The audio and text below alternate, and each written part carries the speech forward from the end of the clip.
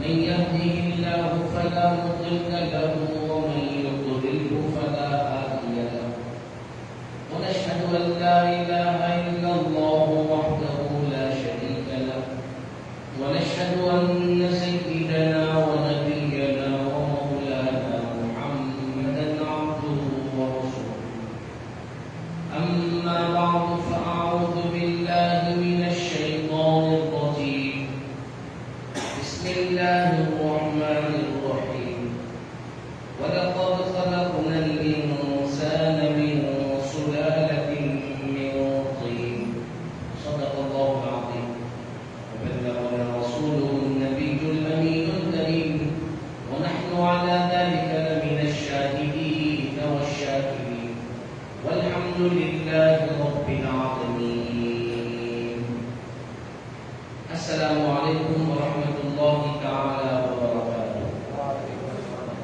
محترم مکرم حاضرین کرام معزز بزرگان دین نوجوانان اسلام، آئیے سب سے پہلے ہم آپ مل کر حقیقت اور محبت کے ساتھ مذکور وارفتگی کے ساتھ گنبد خضرا کا تصور اپنے دل و دماغ میں لیے ہوئے میرے اور آپ کے پیارے آقا صلی اللہ تعالی علیہ وسلم کی بارگاہ میں تو آواز بلند ہے درود پاک و نذرانہ پیش کریں. پڑھیں اللہم صلی علی سیدنا شفیعنا حبیبنا و طبیبنا و مولانا محمد وعلی آلہ و اصحابہ وبارک وسلم. اللہ سبحانہ و تعالی نے مخلوق انسان کی تخلیق فرمانے کے بعد قرآن مقدسہ میں اللہ سبحانہ و تعالی نے ان کے بناوٹ کا اور انسانوں پر جو احسان اللہ سبحانہ و تعالی نے کیے ہیں ان کا اعلان ارشاد فرمایا ہے. اللہ سبحانہ و تعالی نے مخلوق انسان کو دنیا میں بھیجنے سے پہلے اللہ تعالی نے انسانوں کے لیے تمام کائنات کو سجا کے رکھ دیا. یعنی سب سے پہلے انسان دنیا میں نہیں آیا بلکہ انسان کی ضرورت کی چیزیں پہلے دنیا میں آئی. اللہ سبحانہ و تعالی نے آسمان کو بنایا، زمین کو بنایا، سمندر، پہاڑ، درخت، ہوا، پانی، جو جو چیزوں کی انسان کو ضرورت پڑتی ہے اللہ تعالیٰ نے ان تمام چیزوں کو پہلے پیدا فرما دیا. اس کے بعد اللہ سبحانہ و تعالیٰ نے انسان کو پیدا فرمایا. اللہ نے فرمایا اس میں اللہ سبحانہ و تعالیٰ اگر چاہتا تو پہلے انسان کو پیدا کرتا، اس کے بعد ایک ایک چیز اس کو عطا فرماتا. لیکن اللہ سبحانہ و تعالیٰ کی اپنے مخلوق یعنی انسانوں پر جو تمام مخلوقات میں سب سے افضل و اعلیٰ ہے اس پر اپنی کرم نوازی، اس کا احسان اور محبت کا یہ کی علامت ہے کہ اللہ سبحانہ و تعالیٰ نے پہلے انسانوں کے لیے ساری کائنات کو بنا دیا، آسمانوں کا چھت تیار فرما دیا، زمینوں کا فرش عطا فرمایا، ہوا کے لیے درخت عطا فرمائے. اللہ سبحانہ و تعالیٰ نے پینے کے لیے میٹھے پانی کے چشمے عطا فرمائے، سہولیات کی تمام تر نعمتیں عطا فرمائی، دن کی روشنی کے لیے سورج عطا فرمایا تاکہ اس کی گرماہٹ محسوس کرے، اس کی روشنی کے بدلے میں چل پھر سکے، اپنے رزق کو تلاش کر سکے. رات کے لیے اللہ تعالیٰ نے چاند اور ستاروں کو پیدا فرمایا کہ جن کی روشنی میں وہ رات گزار سکے یا پھر اگر سفر کرنا چاہے، کسی چیز کو تلاش کرنا چاہے تو ستاروں کے ذریعے سے وہ راستے تلاش کر سکے.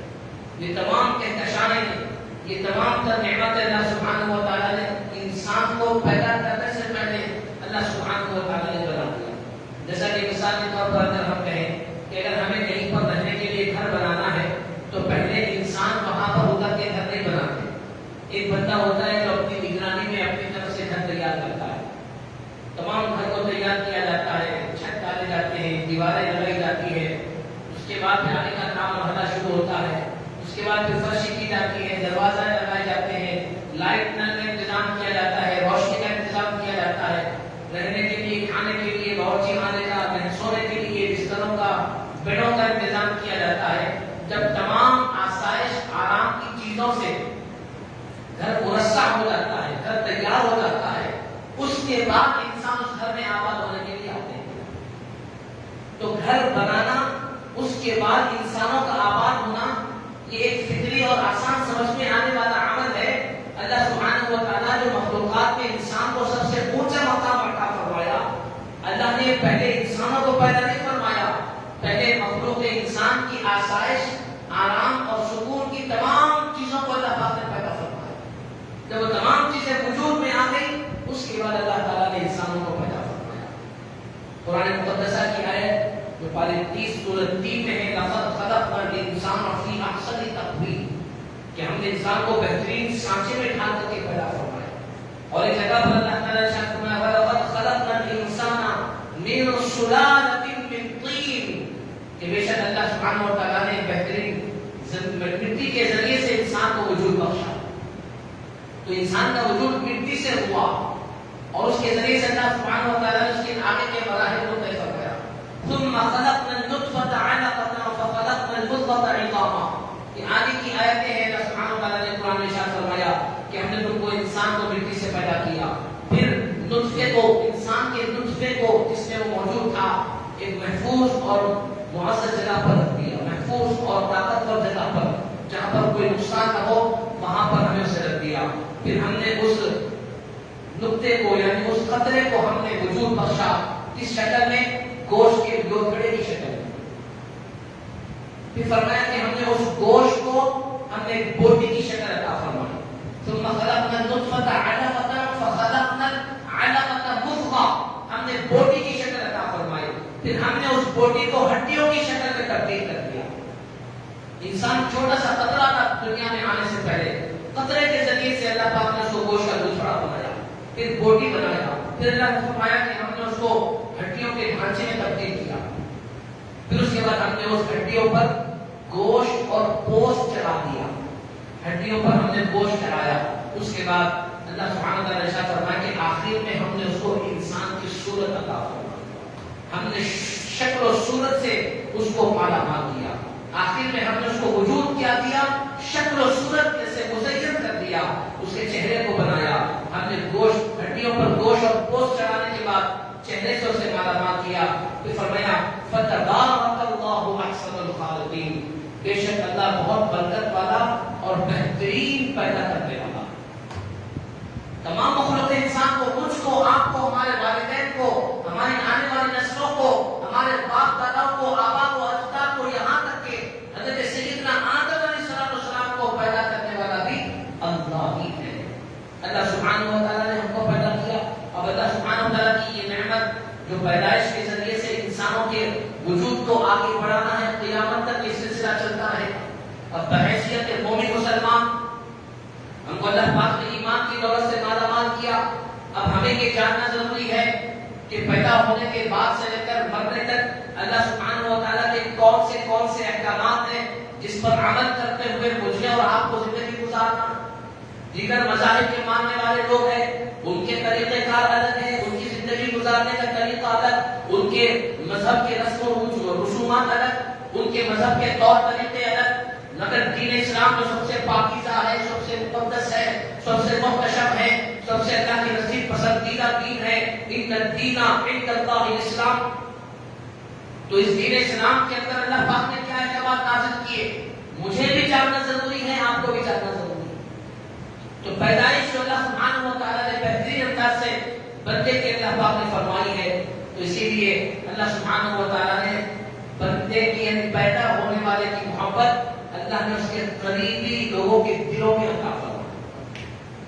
جب بچہ پیدا ہونے والا ہوتا ہے تو اس آنے والے مہمان کی محبت صرف ایک دل میں نہیں ہوتی، ماں کے دل میں بھی محبت ہوتی ہے، باپ کے دل میں بھی محبت ہوتی ہے، دادا کے دل میں بھی محبت ہوتی ہے، دادی کے دل میں محبت ہوتی ہے، نانا کے دل میں محبت ہوتی ہے، نانی کے دل میں محبت ہوتی ہے، اور دیگر قریبی رشتہ داروں کے دلوں میں بھی محبت ہوتی ہے. یہ محبت کہاں سے آئی؟ ایک ایسا بندہ، ایک ایسا بچہ جو ابھی دنیا میں نہیں آیا، آنے والا ہے، لیکن اللہ سبحانہ و تعالیٰ اس کی پیدائش سے پہلے ہی اس کے آنے کے انتظامات پورے کرنا شروع کر دیتا. اللہ نے یہ نظام بنایا، بچے کے دنیا میں آنے سے پہلے اس کی قدر کی جانے لگتی ہے. جب استقرار حمل پاتا ہے، جب بچہ ماں کی پیٹ میں رہتا ہے، اسی وقت سے اس کا خیال کرنے والے لوگ شروع ہو جاتے ہیں.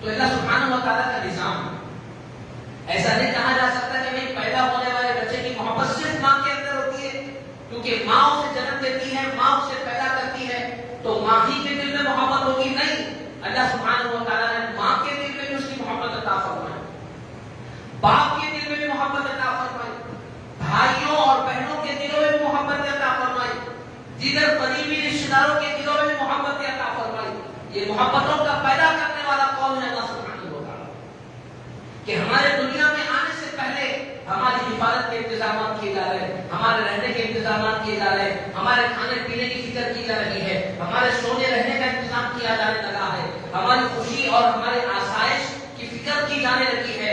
یہ سارے انتظامات کسی طرف سے؟ اللہ کی طرف سے۔ اسی لیے اللہ سبحانہ و تعالیٰ نے فرمایا کہ ہم نے انسان کو بہترین سانچے میں ڈال کر کے پیدا کیا، ایک ایسا سانچا کہ جس کے دنیا میں آنے سے پہلے ہی اس کی قدر دانی شروع کر دی جاتی ہے۔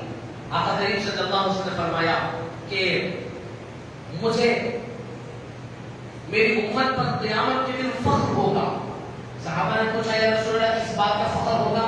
تو آقا کریم صلی اللہ علیہ وسلم نے فرمایا کہ مجھے اس بات کا فخر ہوگا کہ تمام انبیاء اکرام کی امتوں میں سب سے زیادہ تعداد میں میری امت ہوگی۔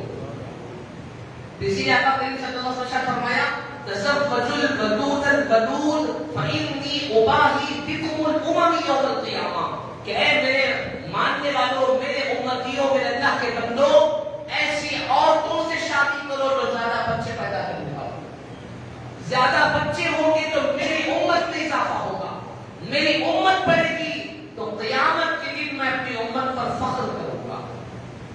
لیکن آج ہم اس دور میں زندگی گزار رہے ہیں، یہاں پر باضابطہ یہ پلاننگ کی جا رہی ہے کہ بھئی ہم بچے زیادہ ہونے نہیں دیں گے، ہم دو ہمارے دو۔ پہلے تو یہ غیر مسلموں کی طرف سے نعرہ ہوتا تھا، ان لوگوں کی کوشش تھی کہ مسلم آبادی اگر بڑھے گی، زیادہ مسلمان ہو جائیں گے تو شاید ہو سکتا ہماری حکومت، ہماری سلطنت پر خطرہ ہو جائے۔ لیکن آج ایسے دور میں ہم آ گئے ہیں کہ یہاں پر گھر کے بڑے لوگ ہی اپنے بچوں کو کہتے ہیں کہ بیٹے زیادہ بچے نہیں ہونے دیں۔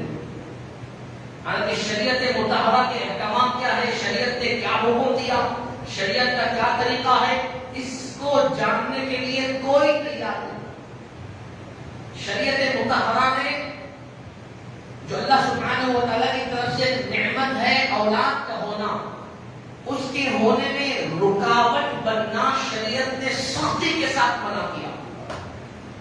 کسی بھی گھر کے سرپرست کو، کسی بھی بڑے کو یہ اختیار نہیں ہے کہ وہ اپنے بچوں کو یہ کہے کہ تم زیادہ بچے نہ پیدا کرو۔ اور اگر کوئی اپنی ذہن سے، اپنی کوشش سے آنے والے بچوں میں رکاوٹ ڈالتا ہے، روکتا ہے، تو شریعت مطہرہ نے ایسے شخص کو قاتل قرار دیا ہے، قتل کرنے والا۔ ایسے بچے جو دنیا میں آنے سے پہلے مار دیے جاتے ہیں۔ میرے بزرگوں اور نوجوانوں، شریعت مطہرہ نے اس عمل کو سختی سے ناپسند فرمایا۔ اب ہمارے پاس ڈر اور خوف یہ ہے کہ بس زیادہ بچے اگر گھر میں ہوں گے تو ان کو پالیں گے کیسے، ان کو کھلائیں گے کیسے۔ تو بزرگوں نے فرمایا کہ اگر یہی خیال تمہارے ماں باپ نے کیا ہوتا تو تم بھی پیدا نہیں ہوتے۔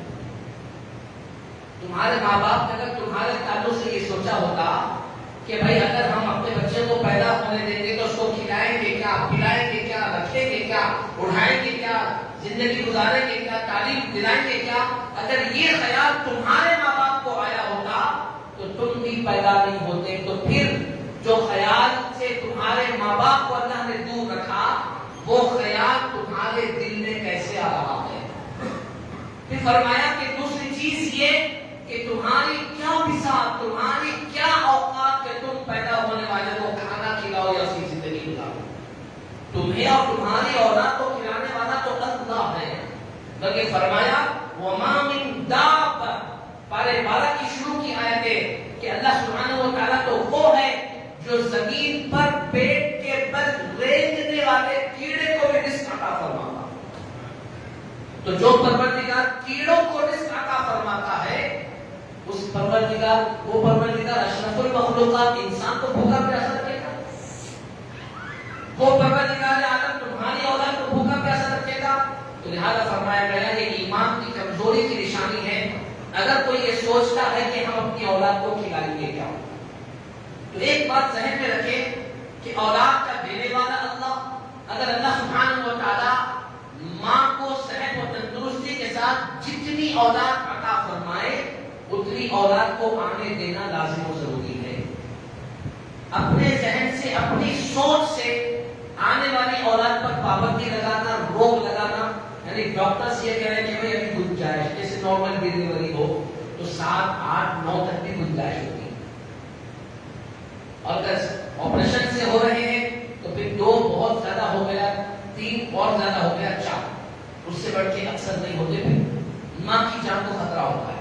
اگر ڈاکٹر کی طرف سے یہ کہا جا رہا ہے کہ اب نیکسٹ اگر بیبی پلان کریں گے تو آپ کی بیوی کو یعنی خاتون کی جان کو خطرہ ہوگا، تو تب شریعت مطہرہ نے گنجائش رکھی کہ تم اب روک لگا سکتے ہو، کیونکہ کسی کے جان کے جانے کا خطرہ ہو۔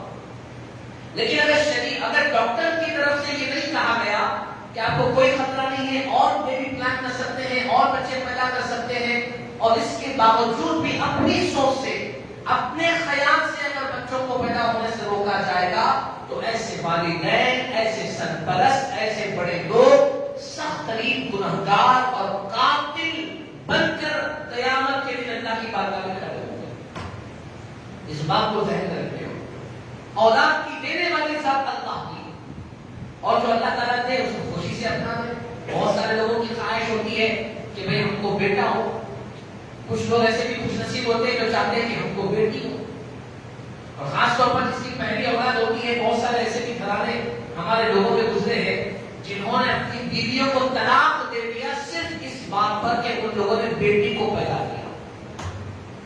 ایسے بھی قوم کے ہمارے لوگ گزرے ہیں جاہل اور ظالم جابر قسم کے، کہ شیطان نے ان کے ایمان کو اتنا کمزور کر دیا، وہ بربادی و تباہی کے ایسے دلدل میں پھنسے ہوئے ہیں کہ صرف بیٹی کے پیدا ہونے کی وجہ سے انہوں نے اپنی بیوی کو چھوڑ دیا کہ تم نے بیٹی کو کیسے پیدا کیا، جیسا کہ پیدا کرنا اس کی طاقت تھی، اپنی مرضی سے چوائس کر کے بیٹی کو لیا، یہ تو اللہ کی مرضی ہے بھائی، اللہ جسے چاہے بیٹی عطا کرے، جسے چاہے بیٹا عطا کرے۔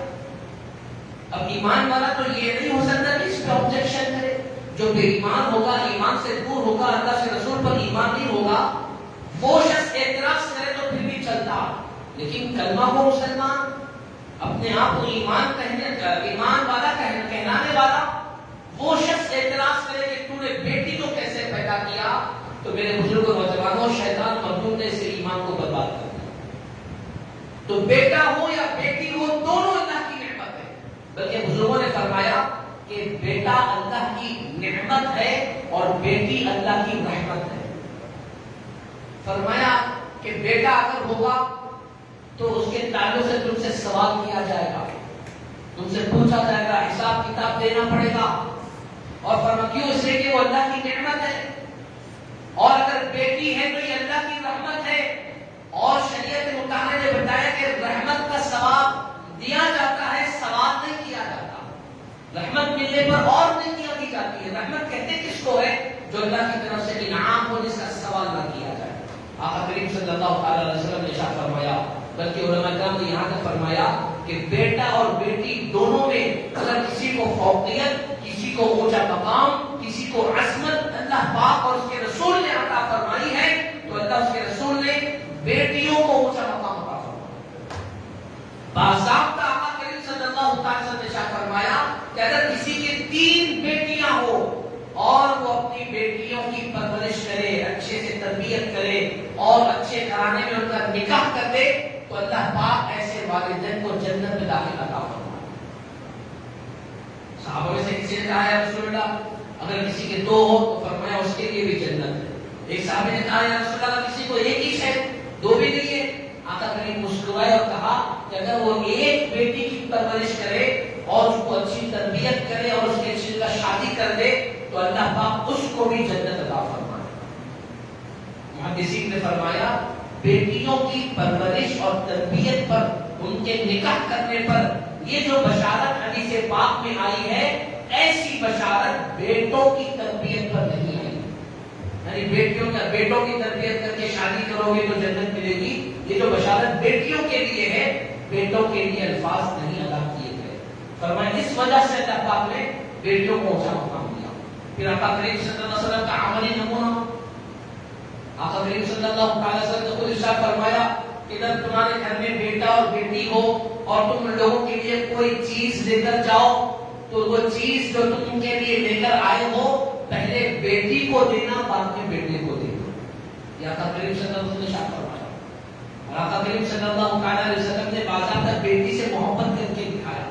اور شریعت نے بتایا, یہ بھی بتایا, علماء کرام نے, ہمارے علماء سنت نے بتایا کہ بیٹیوں کا اعزاز, ان کی شان و شوکت اس لیے بھی ہے کہ ہمارے آقا کریم صلی اللہ علیہ وسلم کے جتنے بیٹے پیدا ہوئے سب کا وصال ہو گیا.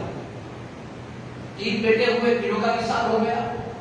اب آقا کریم صلی اللہ علیہ وسلم کی جو نسل مبارک چلی, سرکار کی آپ اولاد جو آپ کی نسل مبارک چلی, وہ سیدہ کائنات سیدہ فاطمہ الزہرا رضی اللہ تعالی عنہا آپ کی بیٹی کے ذریعے سے چلی. تو فرمایا کہ سرکار کی نسل چونکہ بیٹی کے ذریعے سے چلی, اسی لیے اللہ پاک نے بیٹوں کے مقابلے میں بیٹی کو اونچا مقام عطا فرمایا. یہ ہے شان بیٹیوں. لہذا چاہیے کہ ہم بیٹیوں سے زیادہ محبت کریں, بلکہ محبت میں تفریق, ایسی تفریق بھی نہ کریں کہ بیٹے کو تکلیف ہو جائے. بیٹے کو بھی سمجھا کہ بیٹا یہ تمہاری بہن ہے, اللہ کے رسول نے اس کو مقام دیا ہے, لہذا ہم اس کو مقام دیا. بھائیوں کے دلوں میں ویسے ہی اپنی بہنوں کی محبت زیادہ ہوتی ہے, تو لہذا آقا کریم صلی اللہ علیہ وسلم کے ارشادات کے مطابق بیٹا ہو یا بیٹی ہو, یہ اللہ کی نعمت ہے. جس کو اولاد نہیں ہوتی وہ لوگ اولاد کے لیے تڑپتے ہیں بیچارے, اور جس کو اولاد ہوتی ہے وہ یہ امتیاز کرنے میں لگ جاتے ہیں کہ مجھے بیٹا کیوں نہیں ہوا, بیٹی کیوں ہوئی. خوش نصیب ہوتے ہیں. بلکہ علماء نے یہاں پر لکھا کہ اللہ سبحانہ و تعالیٰ جس کو چن لیتا ہے, جس کو پسند فرماتا ہے, اللہ ایسے بندے کو اپنے خزانے سے بیٹی عطا فرماتا ہے. جن کو اللہ پاک نے صاحب اولاد بنایا اور بیٹی جیسی نعمت سے مالا مال کیا, ظاہر سی بات ہے ان کے لیے بڑی خوش نصیبی.